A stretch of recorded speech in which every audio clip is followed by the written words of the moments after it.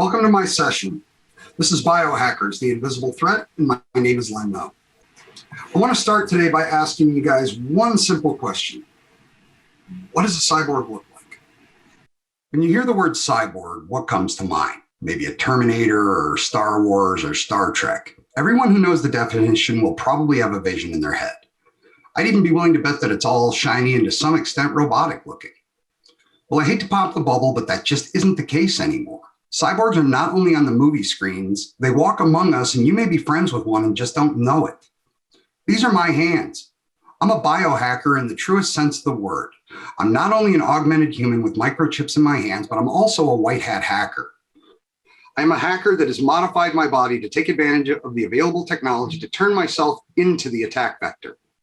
I'm going to explain what my current chips are, as well as giving you a roadmap on what I'm looking to do on my journey to become even more than human. These are my hands, the following capabilities with my current implants. I have a FlexNext. This is a combination NTAG 216, 13.56 megahertz NFC, and T5577 125 kilohertz low frequency RFID with a very large antenna coil. I have a Next chip, same NTAG 216, 13.56 megahertz NFC, and T5577 125 kilohertz low frequency RFID. I have a Flex M1 Magic 1K. This is a 13.56 megahertz MyFair S50 1K emulation chip with 4-byte NUID 0 sector that's completely writable. And finally, I have a VivoKey Spark 2 Crypto-Bionic implant.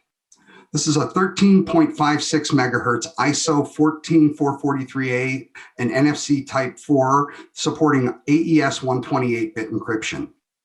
Finally, I'm also in negotiations to safely encapsulate a peg leg, which we'll be discussing a little bit later in this talk. Augmented humans are not science fiction. We're here. We're not going anywhere. And as the technology continues to evolve, so will we. I've broken today's talk into 3 separate sections: yesterday, today, and tomorrow.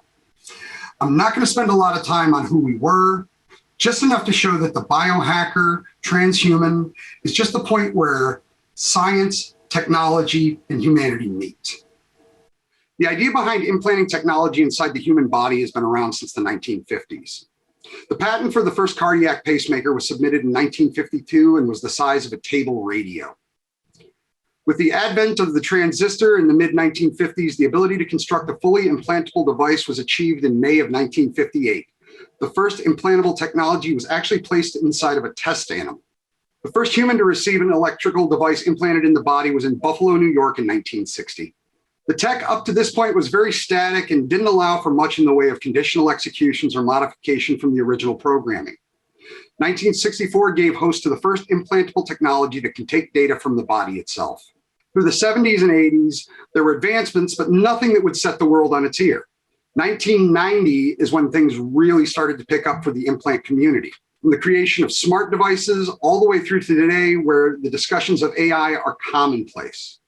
For biohackers, our history was forged by the medical profession to address deficiencies of the human body from a reactive perspective. By that, I mean that the issues were already there. Additionally, there was no options for an individual to enhance themselves through technology. So who are we today? People like myself are referred to by many names: biohacker, grinder, transhuman. Regardless of what name you want to put on us, we all share the concept of moving beyond the human form we were born into. The term transhuman was first coined by Julian Huxley in 1957. The movement he created was fueled by multiple people looking to extend the capabilities of the human itself. So where do you find implantable technology?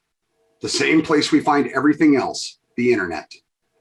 There are multiple implant manufacturers to choose from. I personally work exclusively with DangerousThings.com. These are just some of the types of implants and technologies available out there. There are magnets, both lifting as well as biosensing. We have flexible NFC, flexible RFID, encapsulated NFC and RFID, and believe it or not, even encapsulated LEDs. There are multiple variants within these categories to address specific requirements per use case. I'm not going to go into the procedure on how we install the implants, but let's just say there are needles or scalpels involved based on what implant we're talking about. These devices were designed to make people's lives easier. We have the ability to start our vehicles with implants. Imagine never losing your keys again. Or how many people have fobs to access a gym or a shared garage or a storage unit? All of these could be stored on an implant. What about being able to pay for goods and services with the same methods as Apple Pay or the Android wallet? But you never have to worry about forgetting your phone. Every one of these activities constitutes a legitimate use case. Unfortunately, not all of us are friendly. This introduces a new attack vector. As security professionals, we need to start looking beyond what we're comfortable with, beyond the normal attacks that we've heard of for years. The attacks in the end game may not have changed, but the delivery method has come right off the movie screen and into our companies, infrastructures, and data centers. Security admins know the normal attack vectors: USB drives, phishing, CVEs, the list goes on and on. But how do you address the fact that any one of your employees could potentially have a full Linux system to RFID or NFC chips beneath their skin? What if someone implanted a HID or proximity access chip for physical access? There would be no evidence of any type of compromise to the naked eye. Chip implants utilize the same technologies that an enterprise are using: RFID door badges, NFC for IoT, MyFair HID or proximity cards for physical access. And that's just a few. With the number of regulations and audits that companies are required to do for compliance, how would you know if someone has bypassed your security and brought a rogue asset into your environments? The simple answer is you wouldn't. The Peg Leg is a single board computer that's been modified to a minimalist form factor with a wireless charging receiver and then encased in biopolymer and implanted within the body. This is on the outer edge of extreme, even for most biohackers. This is not a simple process, and making sure that the SBC is completely sealed has caused a number of individuals that have attempted this implant to require emergency removal surgery. This still doesn't stop the many more, including myself, from trying to get one implanted. These devices have Wi-Fi as well as Bluetooth capabilities and can be accessed over SSH from a mobile device. This would allow a bad actor to have access to binaries or even something as widely known as responder. They can be made into rogue access points as well as command and control servers. The possibilities for a concealed Linux platform are only limited by one's imagination. Originally intended to act as a logless file transfer drop, the Peg Leg was originally designed to leverage the Pirate Box software. However, as with anything in the technology space, people took that simple idea and it branched out to more creative or devious areas based on your perspective. Full Linux distributions have been implemented. These devices are headless, but have a Wi-Fi access point configured to allow access to the implanted device. Once connected, the attacker has the access to a terminal for interactive processes, or it could be set to perform non-interactive scans and sweeps for low-energy Bluetooth that can be utilized for an attack like Blueborn. Or working in conjunction with a USB share application like Virtual Here, an attacker could execute mousejacking attacks and inject automated payloads with tools like Jacket, all while standing and having a casual conversation or sitting at their desks. The total number of Peg Leg implants is not widely known, as this was a community-based project. However, the fact that there's at least one individual that has this ability should be more than enough case for security admins to take notice. Let's take a moment to think about this. How, as security professionals, can we regulate secure locations if people have the ability to conceal full computers within the body? This becomes an even greater challenge for companies or governments who may require elevated clearance to access files or physical locations. This essentially removes the power and control from the security systems by obfuscating systems that could be leveraged for nefarious purposes. Let's continue with our next attack vector. This one is around the issue of physical access. Any company will have restricted locations on-prem, whether that be executive offices, to supply rooms, to server rooms. The need to keep access restricted in some locations is just a part of daily business. I'd be willing to bet that a large number of people in attendance have a badge just like this one. There are additionally, I would bet, a large number of people that feel that this type of badge and reader system for physical access is an acceptable risk from an audit perspective, and as such should appease the C-level execs to the fact that our locations are secure. This is RSA. I really hope nobody here believes that. How many people have an access badge on a lanyard or a retractable belt clip most of the time?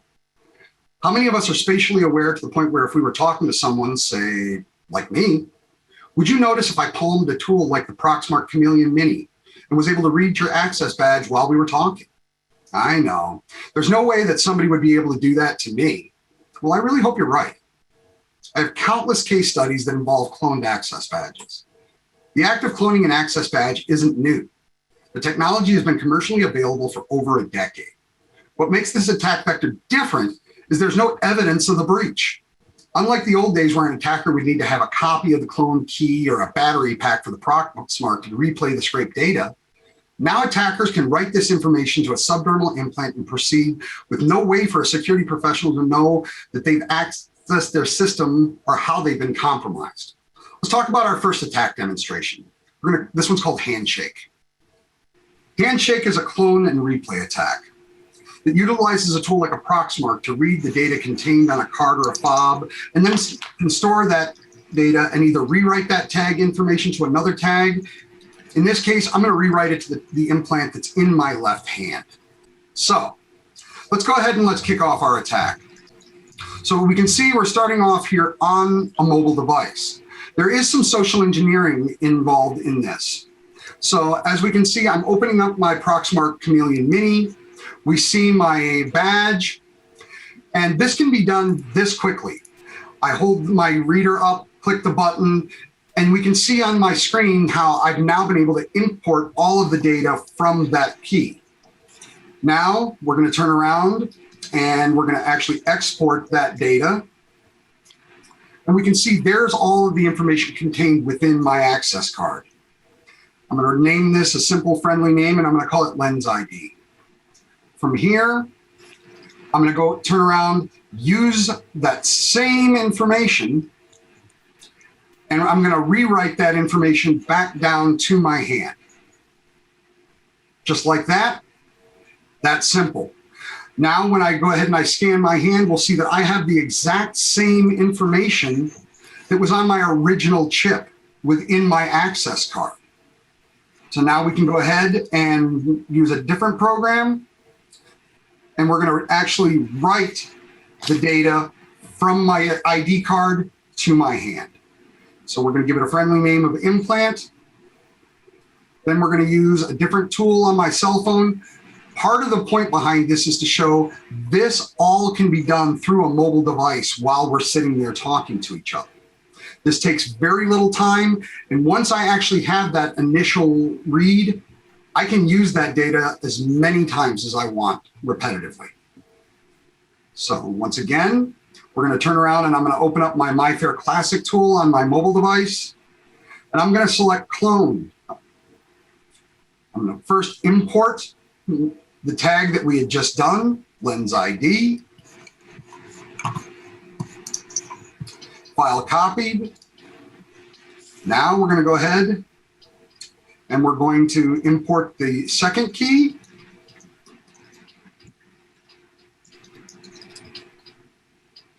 Takes just a moment. File imported. And now all we have left to do, we're going to take a look and we're going to actually show the differences between my original implant and what was actually on my ID. We do see that there is a different sector 0. So at this point, all I have to do is write my tag, select my original card ID, select all the different keys, use my phone, set it up, program the chip in my hand, and now when I turn around and I come back and I do an additional scan to actually take a look at what type of data is actually on my hand, you'll see that now the chip has been rewritten so that the information and all of the sectors on my hand now match all of the sectors that were originally on my ID. So let's just go ahead and we'll walk through these last steps. Go ahead and we'll take one last dump of the new card. Here we go, reading the chip after it's been rewritten. We go back to my device. We'll see that we have a new card that's been identified. We create the dump. If we go back and we do our diff, we'll see that it is exactly the same. So if we think about this, any of the standard MyFair style cards could very easily wind up being cloned in this exact same manner. Look at that. Exactly the same. Pretty scary, huh? NFC, or near field communication, is an amazing technology that many of us have in our pockets right now. Every Android device has full access to transmit or receive NFC data. Apple is a bit more complicated to explain functionality.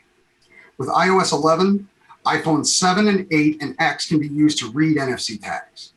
iPhone 6 and 6S can be used to make NFC payments with Apple Pay, but has no ability to read standalone NFC tags.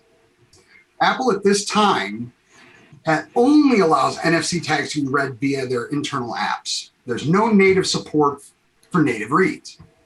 I can almost hear all of the iPhone people out there cheering. You get a pass on this one for now. I've not heard of any roadmap for iPhones, but as the functionality continues to be adopted for industries involving IoT, I have to believe that Apple is weighing the security concerns very carefully. So, like I just stated, standard NFC utilization can be almost anything from beaming a file to a coworker or a friend, to using a key fob or app to transmit a signal to a receiver to allow some action to take place. Here's where it gets interesting. NFC gets its power from the receiver. There's no internal power required to be able to keep a loaded tag in waiting. The implant that I'll be using for this first attack will be the FlexNext NFC chip. I'm going to be showing two different attack vectors that exploit NFC. The first one is called leprosy. The second attack I call Fleshhook. Same protocol, but a much different payload. So let's take a look at the first attack, leprosy. This attack may not always work, as there are a few conditions that need to be met in order to execute properly. For starters, NFC must be enabled, allow apps from unknown sources must be enabled, and you really need a pretty good social engineer. At this point, like I said, it's just a matter of social engineering a situation where I can get my hands physically on your device. I hear it all the time. I never let my phone out of my sight. I don't need it out of your sight. This attack, as well as Fleshhook, are designed to be performed in plain sight and actually standing right next to my victim.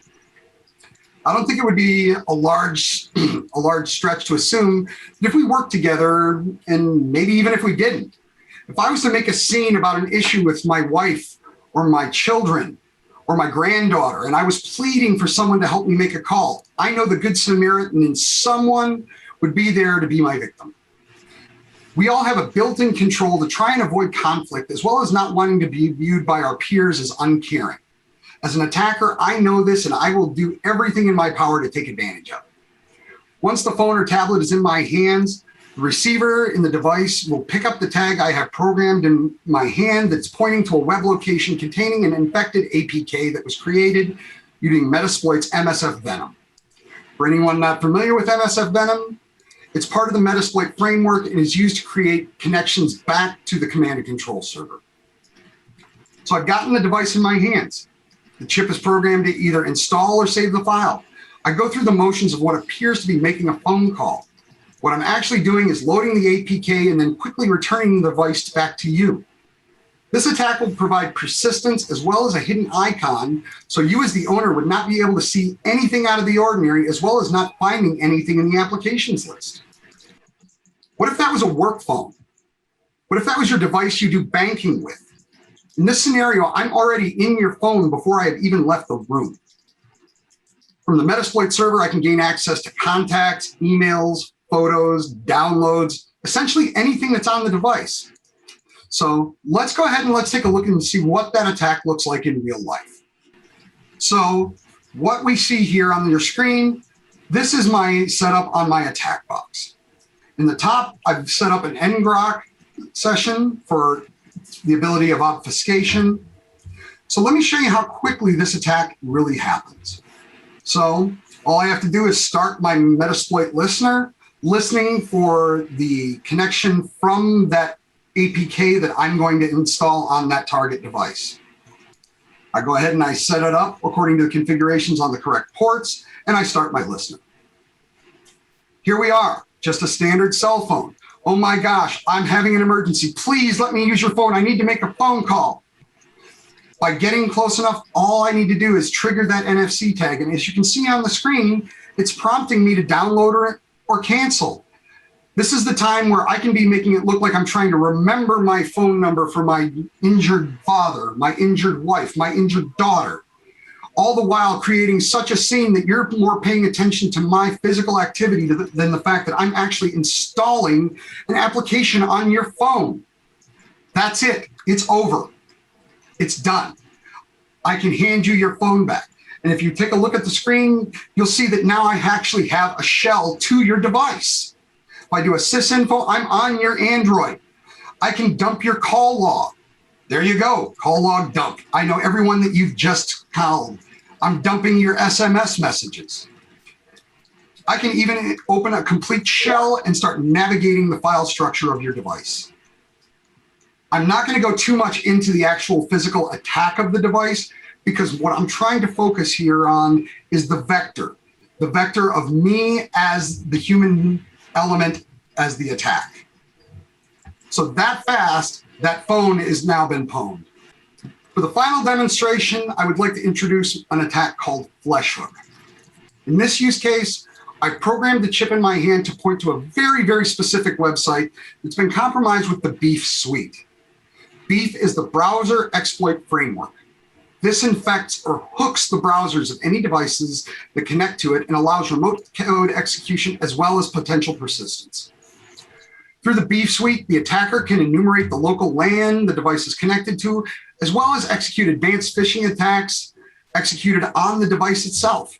Again, this requires a bit of social engineering, but as we just talked about, this really isn't a problem for any good hacker with any type of social engineering skills. What makes this attack more dangerous than leprosy is there's no need to install anything. Along with the fact that most mobile devices have some type of web browser pre-installed, NFC in a browser are the only requirements for this attack to actually function. So let's go ahead and let's take a look at how this looks. Again, we're going to start from my Parrot attack box, and we're going to go ahead and we're going to launch the Beef suite. This takes just a moment to get started. And once it's finished, I will actually have a running web server that if I have you as in your browser connect to, just by the means of making that initial connection, I'm in. So we're going to go ahead and open up the Beef control panel.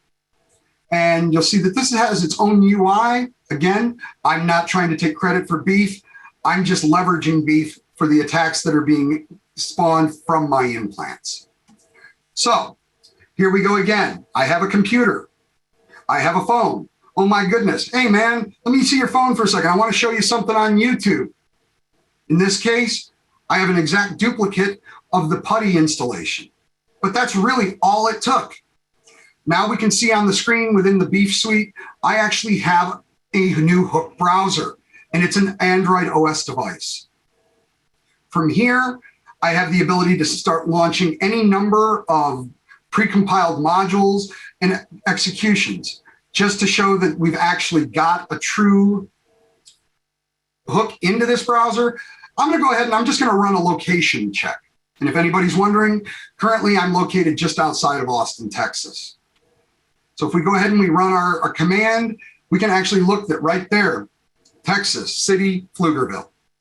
And if any of you guys want to come looking for me, I'm really not in Pflugerville. That's just the closest city to me. But it's that easy.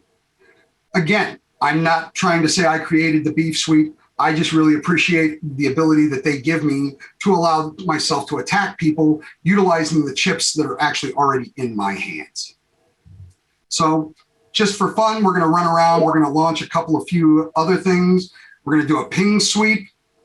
And just like this, we're actually able to see any devices that were actually connected to the same LAN that mobile device was actually connected to. So this brings us to the future. Who will we become as technology continues to evolve? When we talk about the future of implants, it's as if we're trying to write a new science fiction movie. Companies like Tesla are working on technology like the Neuralink, a brain implant that will allow interfacing between the brain directly to a computer system. This sounds like a man-in-the-middle scenario just waiting to happen. Products like the Willet, a Bluetooth receiver that requires no batteries and gets its power from the air. We all know that Bluetooth is not vulnerable, right? Anybody ever heard of Blueborn? Imagine if that attack could jump from a person to a person. Or what about implantable Wi-Fi transmitters and receivers? There's a product in development called NeuroBrains. Nobody's ever been able to compromise a Wi-Fi network before, right? What if the Wi-Fi network was your neighbor? These are just what we know about. Currently, the biggest restriction to advanced technology implants is still the power source. There's not currently an effective way to provide clean power to any devices on a commercial implant. This is the same issue with the peg leg and the need for the indirect fast charging. It's not always the computer technology that needs to catch up. In this case, the only thing holding back progress is power. Once that's been addressed, the possibility of 24/7 access to an embedded system in the body is not a far stretch. I want to take a moment to talk about the legality, morality, and ethical issues around implanted technologies. From a legal perspective, there's no federal laws regarding microchip implants. At the state level, as you can see from the graphic, there are multiple states that have adopted different types of legislation. There are essentially two types of laws that have been passed around microchip implants in the USA.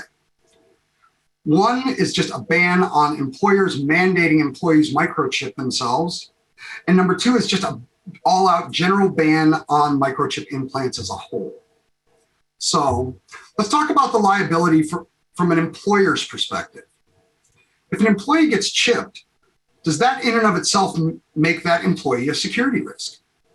What if they're just using the chip to access a gym or a garage or anything that has nothing to do with the company, but the chip could be used as in an offensive manner? Would that be something that a CISO would want to know? We allow employees to bring personal phones to work, excluding restricted areas, but detection is much more obvious. Much of the current legislation stems from a push by companies to replace access badges with implants for physical security. But as this may help from a "I lost my badge" perspective, it doesn't enhance the security posture for a company. Remember, implant chips at this point are static. They require a reader or power source to be able to function. Now, just like with the handshake attack, bad actors could use the same tools and scrape the target's implant information the same as if it was a physical key card. The main difference being that you can take your key card and lock it at home when you go out. Implants are on all of the time. If there's a receiver within range, they will read the chip. There is currently no off switch, and as such, attackers would now have 24/7 access to the physical data contained on that implant. When the concept of morality and ethics come up, unfortunately, faith comes into play. I want to take a moment to say that I am in no way being disrespectful to any religion, faith. I'm simply speaking just to the questions that I have personally heard. As an international speaker, I've had discussions with people all over the world about my implants. The discussions typically go in one of two directions. Mostly it starts with fear from whoever is talking to me. I've been told that I have the mark of the beast. I've been told that I'm being tracked by the man. I've been asked if it's the exact same chip that people have put into their dogs or cats. All of these conversations are driven by the fear of the unknown or the difference. I've had acquaintances tell me that they are physically afraid of me due to my implants. I don't know what they're afraid of. It's almost as if they think that I'm going to turn into a Terminator and go onto a rampage. The truth is that there are more people like me out there than you could ever imagine. The difference is that I don't have a problem with people knowing who and what I am. Many others like me keep their implants secret over the concern of the social stigma associated with chipping. The decision to augment ourselves should hold no weight in regards to the issues of faith or morality, provided the decision is still left with the individual and not a mandate from any type of authority. Like I said earlier, not all of us are friendly, but most of us are. So next, how far is too far? We have briefly touched on the Tesla Neuralink and the peg leg, two very different products with broad sweeping ramifications to the individual, as well as employers and law enforcement. I remember a movie from 1995 called Johnny Mnemonic, where the lead actor has a hard drive in his brain and is used as a storage device as a courier for stolen data. Or The Matrix, where to learn a new skill, we just load the instruction set and we have that knowledge within our minds. The genie is out of the bottle and there's no way it's going back in. As technology continues to advance and improve the quality of life, we need to remember that any tool, regardless of what its original intent was, can be misused. As security professionals, we need to be aware of this and adapt our countermeasures to include these new attack vectors. The fact that there's nothing unilateral across the board, it will in most locations become a corporate decision on how to address chipped employees. Without a better understanding of the technologies being discussed, these choices may be made for the wrong reasons. To say anyone with an implanted technology is an automatic threat would be to say that any car owner could be a vehicular homicide suspect. Now let's talk about some takeaways. Within the next week, you should be able to identify if there may be any contactless systems that are deployed within our environments. Within the next 3 months, we should be able to have a full understanding of the scope of our vulnerabilities, as well as starting to evaluate and define the addition of new security protocols to add second factor to your contactless configurations. Within the next 6 months, we should be at the implementation stage of the second factor. This will remove an attacker's ability to compromise access with only the available tag information. I would like to take a moment to talk just about some of the mitigation strategies around both RFID and NFC. Look into switches for RFID. Switches require both the RFID tag as well as the code be entered into a keypad, essentially multi-factor. A lock password. A lock password is a 32-bit password which must be transmitted before a tag will transmit its data. Skimmers will be unable to access the data since they can't provide the password. This is a simple and very popular way to protect passive UHF systems, which often have limited computational abilities. Basic access control. The reader must supply a specific key before the tag will reveal any personal information. Blocking potential skimming. This method is commonly applied to protect the sensitive data stored in passwords and passports from being read by outsiders. Finally, mutual authentication. In this process, the sensor will send a line of code to the tag, which will decipher it using the key which is known to both entities. If the tag is successful, it can then send the line of code to be similarly deciphered by the reader. Once both the tag and the reader are certain that neither is an imposter, they can transmit their data. This method prevents anyone from stealing the data through skimming, as no other reader will know what that specific special key was. And eavesdropping, because the key itself is never sent between the reader and the tag. For NFC, the most important advice is if you're not using NFC, turn it off. Stay on top of patch management. As manufacturers update their software, make sure that you stay current. Education.